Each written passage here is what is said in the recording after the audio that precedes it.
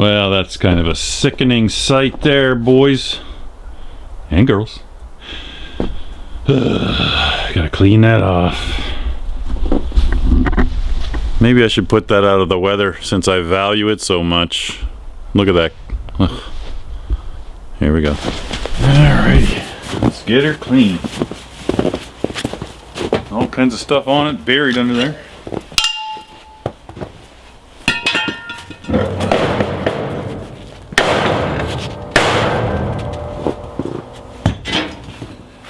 Never know what you got under there. End up losing a bunch of stuff. Bits and pieces. Lights.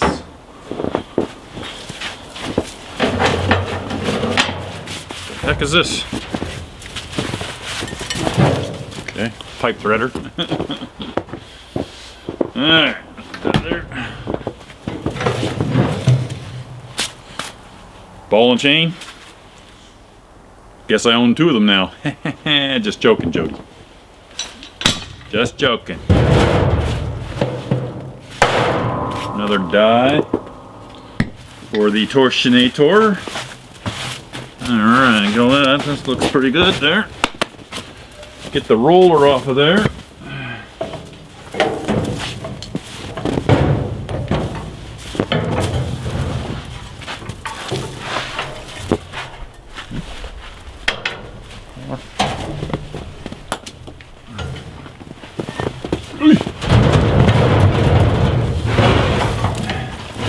The roller's heavy, really heavy. A couple 100 pounds. Big handle to bust me in the head. Alright, here we go. That hit something solid. Oh, it was the handle. I see. Right. Didn't break it. Luckily. Now, sweep this off here.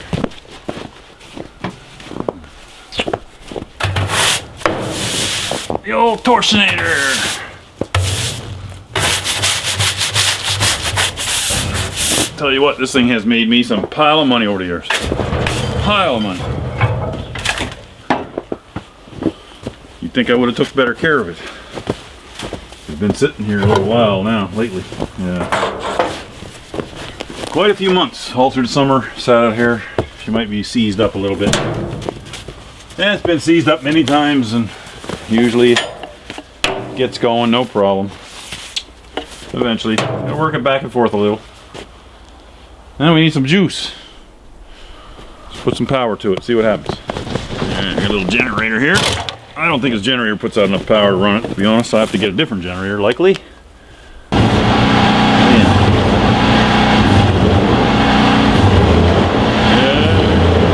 Loosen up. It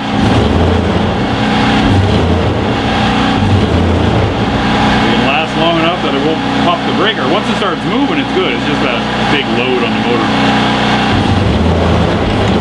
There it goes. Wow, look at that.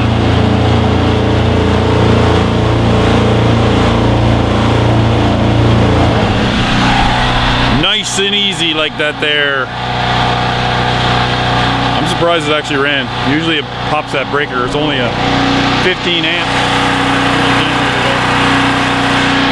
I gotta get line power here so I can run this stuff better. Way more better.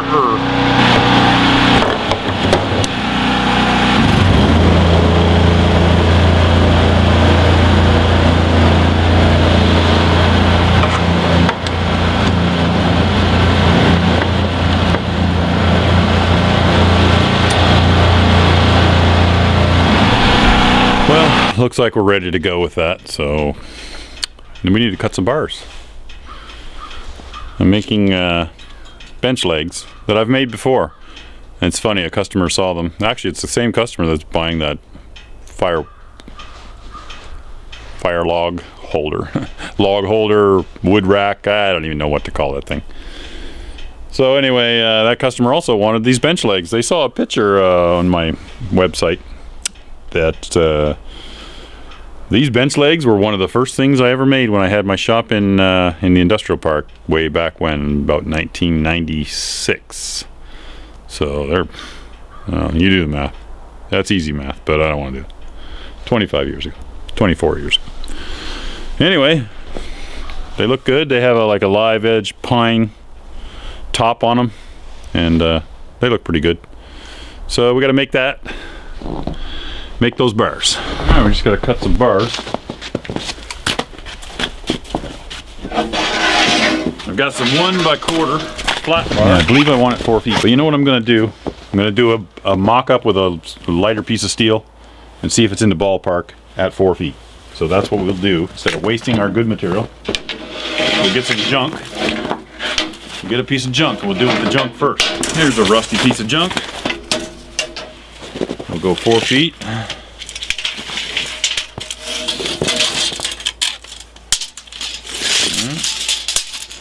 Here's 4 feet. And we'll just cut that off square. For now, there's a 4-footer. So let's try that out, see if that works.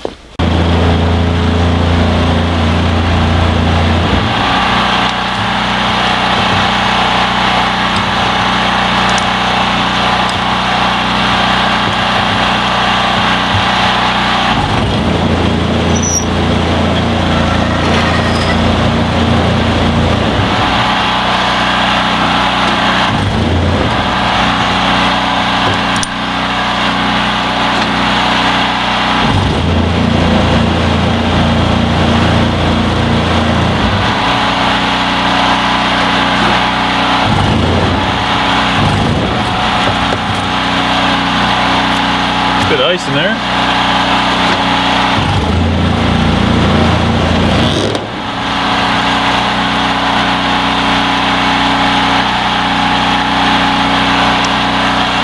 That is roughly what I'm after. But I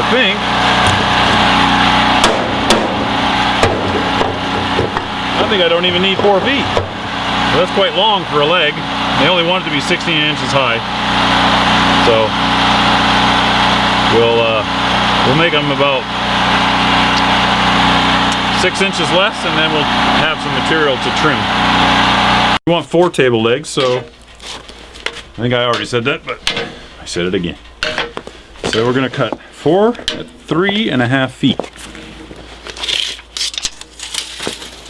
And it's not even all that critical, really. You don't have to be too accurate, but we'll just cut her pretty well there.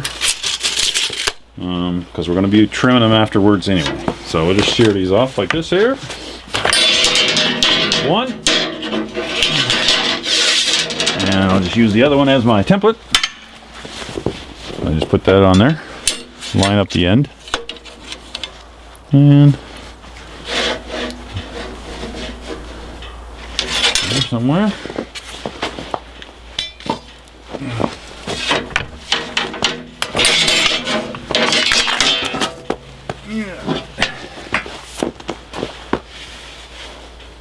Now this snow is getting on my nerves.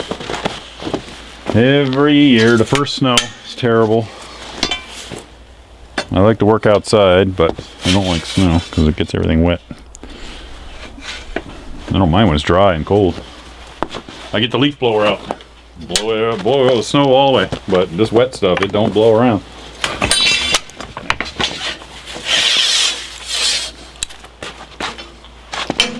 All right, one more.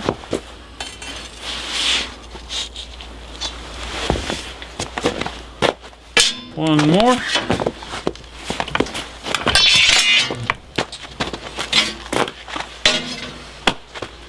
Now, this is where I do a cheat. I want to have points on these bars, but they're square. You know? So, could put them in a forge and forge them to a point right now. But moving metal is a lot of work, and it would take a couple of heats probably, because square ends don't forge to nice points. They always sort of fold a little bit and that kind of thing. So what I'm going to do here is I'm going to pre-point them. I'll show you what I'm doing. A little tricky. Doesn't always work very well, especially thicker bar. I usually use a 3/16 flat bar, but this time I wanted it a little heavier because it is a bench. So what I do is I put them in my hand shear here. And you could do them in a powered machine or saw them or something. And I just grab a little bit of it, and then I bite that off. And I leave a little squareness at the tip. I don't want it pointy. And then I just shear it. And you'll notice quite often happens one side will shear more than the other. Not a big deal because I'm going to forge them again. And this was just to eliminate material. And we'll just do 4 of these. See, she's already pointed. I mean, you could just deal with them like that. I have in the past. Just leave them like that. But we want to forge them a little bit. So we'll give them a bit of a forged look. Even though it's kind of a big cheat, but it saves a lot of energy. And time. Time's more important than anything in this world. Let me just do 4 of these really quick. Way faster than forging. Boom. Boom. There's 2. If you're in the production game, which I am, when I am doing it, get it done fast. If you're not charging a lot, you better get her done quick. And you can charge artsy-fartsy prices, or you can be bottom of the basement barrel bottom of the barrel basement, rock bottom basement prices. And I'm generally a inexpensive guy to hire for metalwork most of the time. Sometimes my work is a bit more expensive, but depends on the job and what kind of equipment is involved to get the job done. This stuff is fairly inexpensive to do. It only involves a bit of coal, minimal welding, so I don't charge too much for it. Bit of expense in the material here, but it tends to be, you know, paint. You know, I use a half can of paint. That stuff's not cheap anymore. Time. Anyway, that's 4 of those. So let's forge them real quick. I never did deal with that snow. Oh well. See if I can get that out of there in one piece. Yeah, close enough, I guess. It's all frozen in there. Water got in the coal now. It's all frozen. I got the fan going. Always have your fan going when you're doing a clean out. You want to drive that stuff in there. There we go. Again, this is all in real time. This is how you start a forge when you know what you're doing. If you don't know what you're doing, fake it. Fake it till you make it. Brown paper I find is the best. Newspaper's pretty good too. Wad that up to a jellyfish. Take your propane torch you have to have. Get that burning. Oh. You're burning good before you do anything. Woo, hot. Get some dry coal.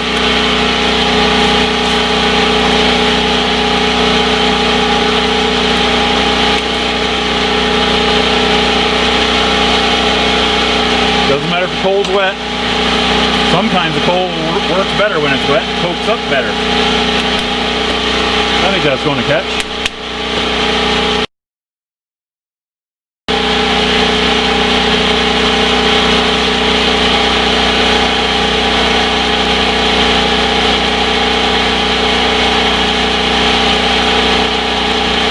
There you go. Flash point. Put 2 bars in at a time.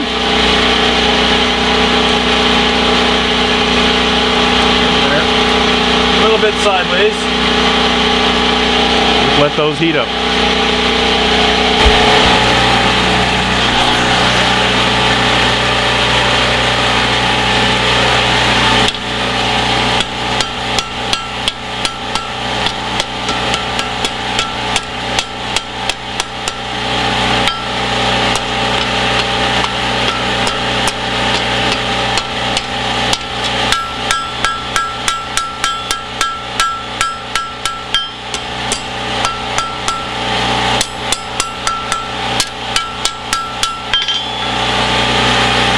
hell of a lot easier. A hell of a lot faster.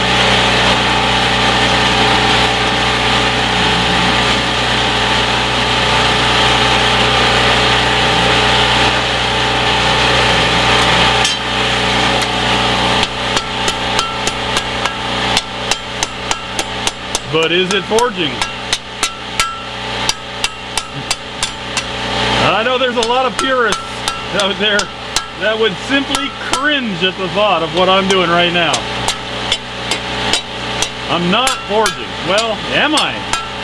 Am I forging? Am I forging or am I not?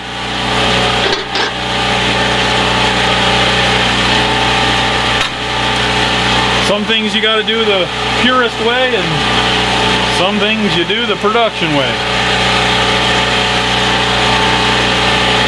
And it's not a fine line at all. You're either faking it or making it, one or the other. So, tell me where you stand on what I'm doing right now. I'm not even getting it hot enough. Well, I don't even really have to, do I? Because it's already in the shape I want. I'm just getting the edges off it without grinding. Taking the point and making her dull. Giving it a look. At the end of the day, it's the exact same product that I want if I was to forge it completely. Is it wrong? Is it wrong? You tell me. What do you think about this? Am I cheating? Well, I know I'm cheating. I know I'm cheating. Is it ethical? I suppose it all depends on your point of view of ethical. I use my manufacturing methods. You can use yours. No two people build the exact same thing the same way. I'm just skipping one huge step. And is it because I'm cheating? Is it because I'm efficient? Is it because I'm lazy? Maybe I'm just smart. This guy could be smart. Maybe. I don't know. What do you think? Is it wrong? Anyway, let's go to the Torsionator now. Actually, I lied. We have to go and we have to bend a little radius first. It's harder to do the radius. You can do it. You can do the radius after, but it never gets all the way into the scroll. So you can do it that way, and there's no problem with that. But it just makes it a little more difficult. It's easier to put the little radius in it now, and then torsionate it. So we just start on the square end, and we're just gonna put a big 9-inch radius in it. And the bend is a little more radius than what I want. I'm gonna go about this far. It's good enough. But we can always undo a bend. It's easier to go beyond and bring it back. Always go beyond and bring it back. Best way to accomplish a lot of things. Overdo it and then bring a little back. Especially in metal work. I'm forming. What I'm doing right now is forming a radius. Forming a radius from bar stock. That's what I'm doing right now. For these. And I forgot that there's actually 2 other scrolls that form the braces of this bench. So I gotta make 2 more bars. And I think those scrolls are a little smaller. So I'll do them at like 3 feet. And I'll skip the baloney and not show you that part, and we'll just jump ahead. Save you some time. So I go the opposite way. I'm bending this way.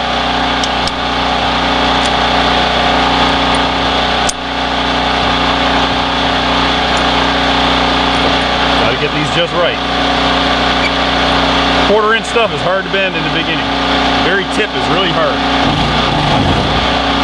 Wrong direction. Gotta watch out, this is gonna come around and rip my belly open. Hate it. See what I mean? So we just gotta get a better bite on it. It'll work eventually. It always does.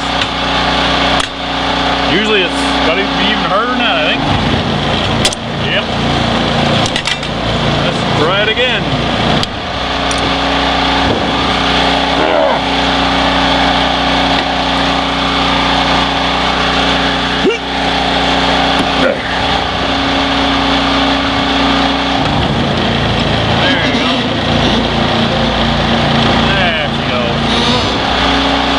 Back it up, let her go so it'll drop down.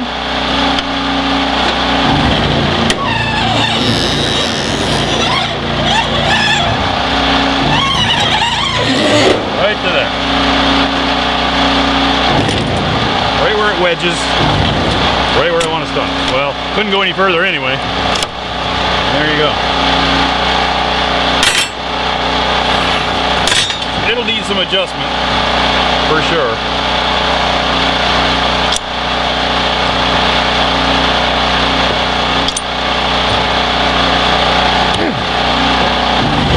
Wrong way.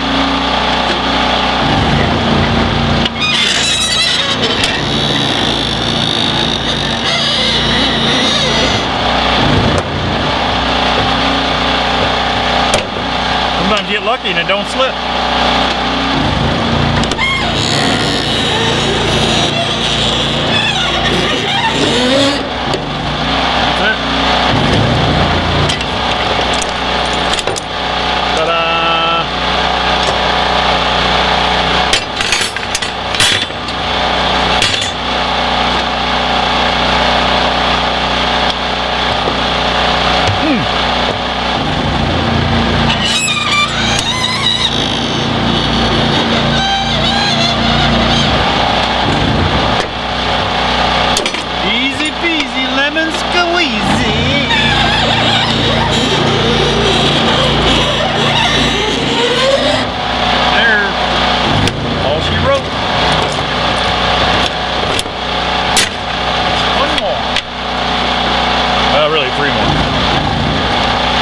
You're only going to see one more.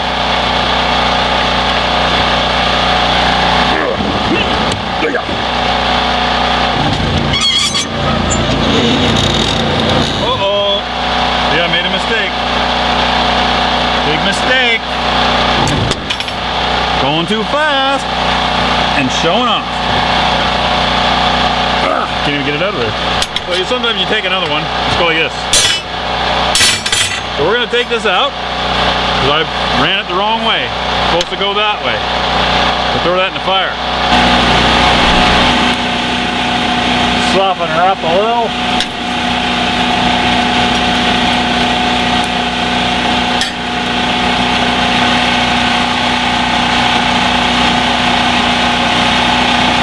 The nice thing about blacksmithing, it's pretty easy to fix your mistakes. You got to make a doozy to be a big problem.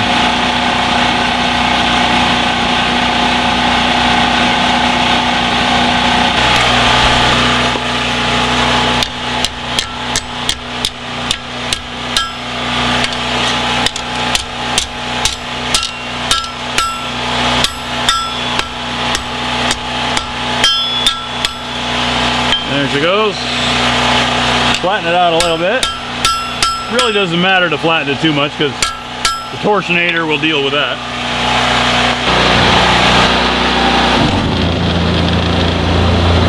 Hey, go the right direction this time, Dan. Grab that there. Should have been pretty easy now. Still hot.